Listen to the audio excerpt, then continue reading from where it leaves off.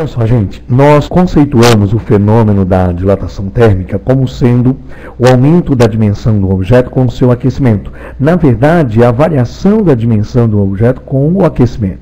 Quando a gente aquece um corpo, por exemplo, sólido, as suas partículas se põem a vibrar mais. As suas partículas se pondo a vibrar mais, aumenta o espaço vazio entre elas. E assim o corpo vai aumentar as suas dimensões. Então a dilatação térmica é o aumento das dimensões do objeto com o seu aquecimento, com o aumento da vibração das suas partículas.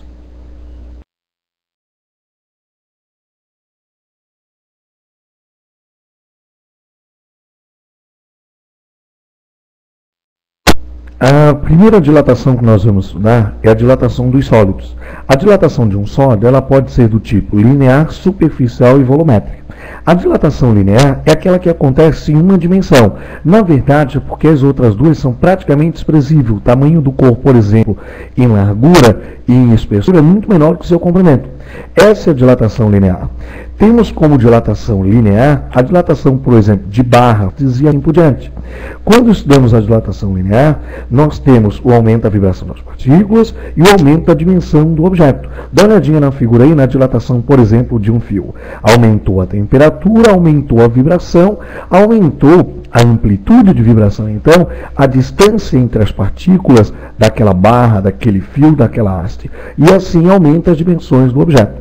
A dilatação linear de um sólido ela pode ser determinada pela variação do comprimento, que é o ΔL, comprimento inicial, variação de temperatura e o coeficiente de dilatação, que é o alfa, que é chamado de coeficiente de dilatação linear.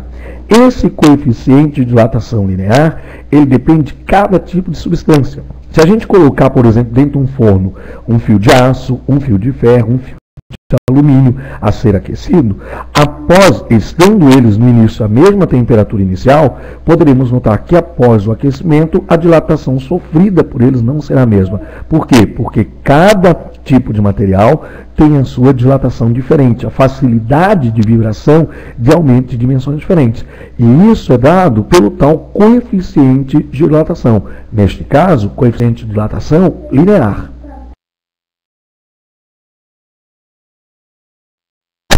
Com relação à dilatação superficial de um sólido, é a dilatação que analisamos o aumento em duas dimensões.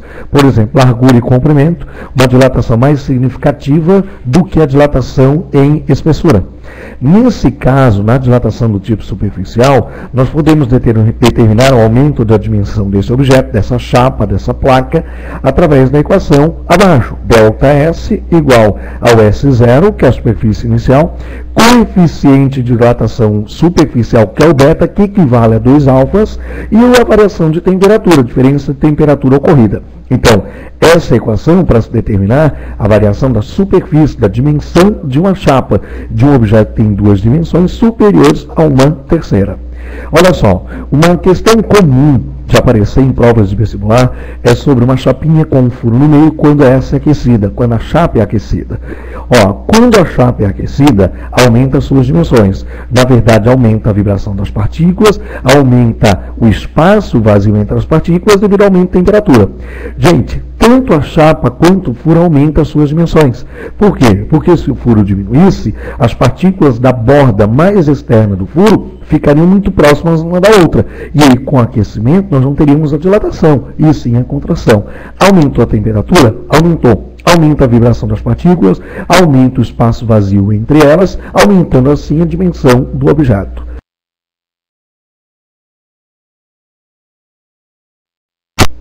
O terceiro tipo de dilatação que se tem para um sólido é a dilatação volumétrica. A dilatação volumétrica é aquela dilatação que a gente não pode desprezar nenhuma dimensão do objeto. Na verdade, quando ele é aquecido, ele tem dilatação tanto em largura, como em comprimento, como em altura. Na verdade, é uma dilatação tridimensional. Essa dilatação é o que ocorre, por exemplo, em esferas, em paralelepípedo, em cubo e assim por diante.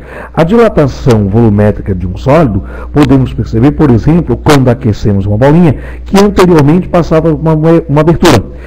Após aquecer essa bolinha, dá uma olhadinha na figura, aumentamos as suas dimensões e aumentando o seu volume, ela não passa mais pelo furo ao qual passava anteriormente.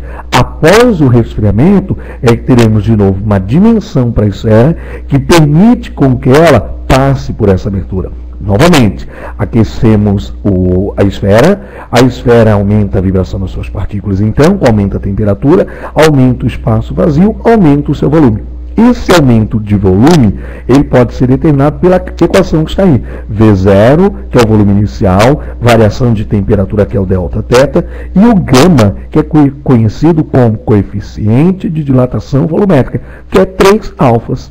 Lembra que o beta equivale a 2 alfas, já que o beta é para 2 dimensões. E um gama, que é tridimensional, é volume, equivale a 3 alfas.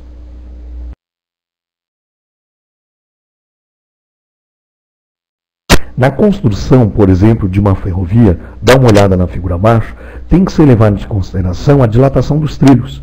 No aquecimento, por exemplo, ao receber a energia térmica do Sol, os trilhos, as suas partículas se põem a vibrar mais, e as suas partículas se pondo a vibrar mais, há um aumento na dimensão dos trilhos. Então, num trilho de trem, de trechos em trechos, tem que ser deixado um vão, e esse vão é para que o trilho possa se dilatar, possa aumentar a sua dimensão durante o aquecimento. Senão, poderia, por exemplo, haver desencaixe entre as partes do trilho e um trem, na hora de trafegar, poderia, por exemplo, descarrilar. Tá?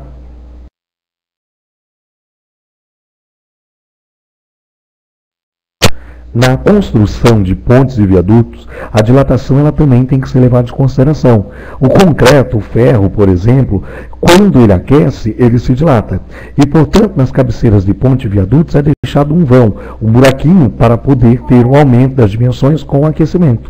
Gente, em pontes um pouco maiores, como aqui em Florianópolis é a nossa, a ponte Colombo Salles, a ponte Pedro Ivo, e de trechos em trechos há um buraco, um vão, e aí é colocado garfos, por exemplo, tipo garfos de ferro, que aí durante a dilatação um garfo encaixa ou afasta mais do outro. E um outro detalhe, a parte de cima de uma ponte, de um viaduto, ele é só colocado sobre o pilar. Por quê? Porque se ele for preso durante a dilatação, o pilar ele pode trincar, quebrar e comprometer a estrutura. Na instalação, por exemplo, de fios de alta tensão, dá uma olhada na figura, nós temos 2 cuidados a ser tomados. 2 cuidados que, na verdade, são tomados pelo engenheiro. Primeiro, o fio de cima e de baixo sempre há uma distância entre eles, porque se o de cima aquecer antes do de baixo, se o de cima estiver no sol e o de baixo na sombra, por exemplo, de um edifício, para que o fio de cima não encoste no de baixo durante a dilatação, é deixado uma distância. Outra coisa, você pode perceber que os fios eles nunca são colocados totalmente esticados. Eles sempre têm uma folga, uma barriga, um vão. Isso acontece porque se o fio é instalado durante o dia, quando chega durante a noite há um resfriamento. E quando resfria, o espaço vazio entre as partículas diminui, há uma contração térmica. E se o fio estiver totalmente esticado, ele pode, por exemplo, se romper, arrebentar.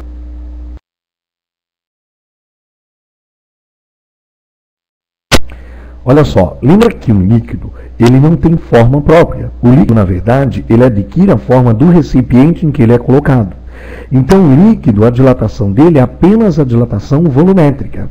E a dilatação volumétrica dele, ele pode ser encontrado pelo volume inicial, vezes o coeficiente de dilatação volumétrica, que depende de cada tipo de líquido. Você tem uma tabela aí com alguns valores aproximados, e da variação da temperatura. Quanto maior a variação da temperatura, maior a variação do volume do líquido.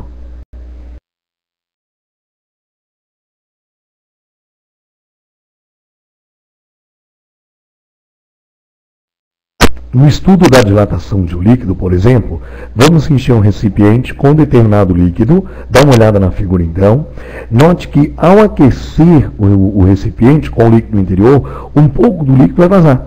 Só que o que vaza não é a dilatação real do líquido, isso é a dilatação aparente. Não esquece que quando você faz o aquecimento do recipiente, o recipiente ele também se dilata. A dilatação real do líquido, qual é? A dilatação real do líquido é a soma da dilatação sofrida pelo recipiente, ao qual esse líquido teve que preencher esse volume, e mais o volume que espalhou, extravasou. Aquele volume que extravasou, somado com a dilatação do recipiente, que o líquido teve então que ocupar, é que será a dilatação real sofrida pelo líquido. Lembre que o líquido ele acaba vazando porque tradicionalmente a dilatação, o coeficiente de dilatação dos líquidos é maior que o do recipiente. A dilatação total sofrida pelo líquido é a soma da dilatação aparente mais a dilatação do recipiente.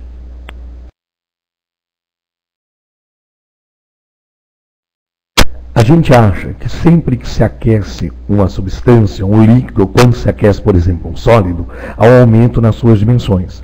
A água não. A água, há um intervalo de temperatura em que, mesmo sendo aquecida, ela diminui o seu volume. Estando, por exemplo, uma quantidade de água sobre uma pressão de 1 atm, essa água, quando é aquecida de 0 a 4 graus, o seu volume diminui. A água, ela só volta a aumentar as suas dimensões novamente, a se dilatar com as outras substâncias, quando é aquecida a partir de 4 graus, 4, 5, 6 graus Celsius, é que ela aumenta o seu volume. Logo, isso traz alguns problemas.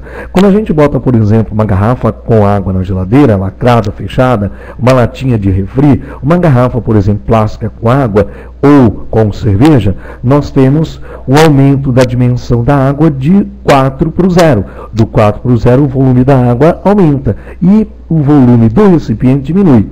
Assim, o volume da água aumentando, que tem no refri, que tem na cerveja ou na vasilha só com água, o volume aumenta e os recipientes diminuem. Com isso, acaba trincando as vasilhas, quebrando, vazando o refri pela tampa da lata, vazando o refri, por exemplo, pela garrafa, a garrafa quebrando e assim por diante. Consequência da dilatação anômala da água.